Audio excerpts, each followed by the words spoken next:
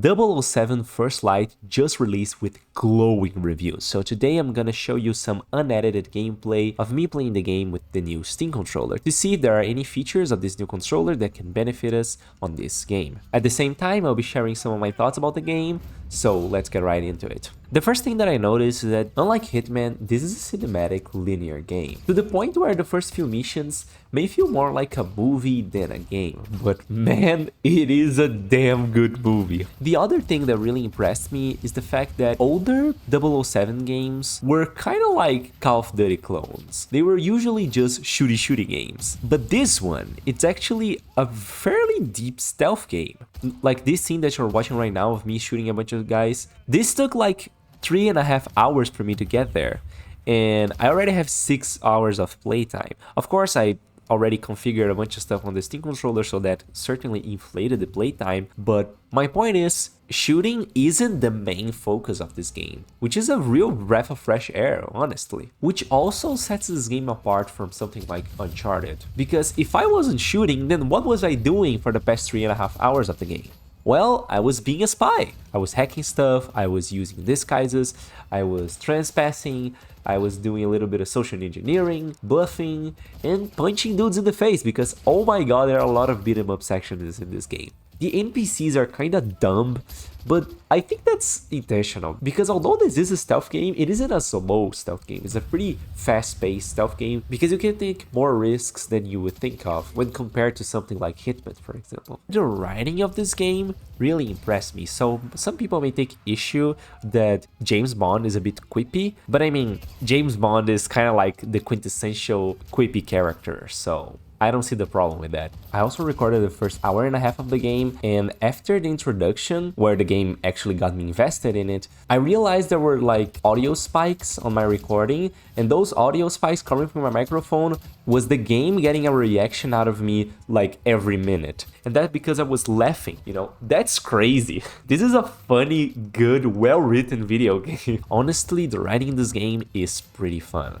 I know IO Interactive is pretty good with making stories because the story mode of the Hitman games are pretty good, and they rely a lot on voice acting because on Hitman you're not really right up at the faces of the characters most of the time, so the voice acting has to do a lot of heavy lifting. But in this game, holy shit, it's so cinematic. The facial expressions and all of that stuff are really elevated by the voice acting. I'm not even finished with this game and I already want this to be a trilogy. Now, about the Steam controller, well, this game doesn't have mixed input support, so it doesn't allow for gamepad and mouse inputs at the same time. This makes things way harder than it needed to be, so using trackpads as a joystick, it's difficult. It's difficult to make this thing feel any good. Trackpads to mouse are usually much better. There aren't many buttons in this game, so the back buttons are really just complementary, but doing takedowns require you to press X and A at the same time, so you can set one of the back buttons to do that. But one thing that your traditional Xbox controller can't do, that the Steam controller and pretty much any other controller can do, is gyro aiming. Now, in this game, you have a very sticky aim. You can shoot at enemies' legs, you can shoot at their hands to unarm them, and that's all pretty cool, but you get such strong deceleration every time that your character gets close to one of these body parts that it's really hard to aim.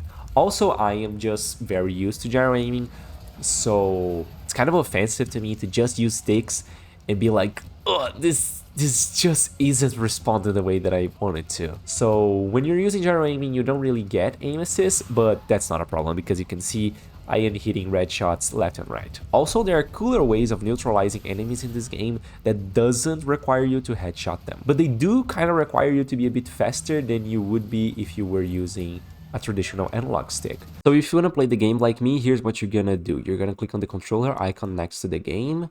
You're gonna click on the name of the layout. Then you're gonna go to community layouts and you're gonna press the show all layouts button. I already pressed that before, but here's the show all layouts button. Then you press this and then you just search for my configuration called 007 First Light ADS Gyro Config by FlickStick Videos.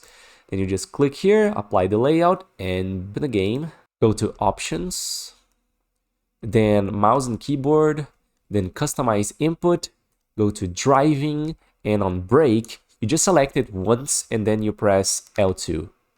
And that's it. You can now confirm changes by hitting X. And that's about it. If you want to check out some other configurations that I've made, I have a Gyro and FlickStick configuration collection that you can find with the first link in the description. I'm always trying to create configurations for new releases, so check that out. Thank you so much for watching. Shout out to my Patreons, Shane Kellen, Carton Ivy, Roger Dogood, William FH, Orlando, Christopher Fox, Fena Oath, Easy, Ars Poetic, and Oryx Gazella. Thank you so much for watching.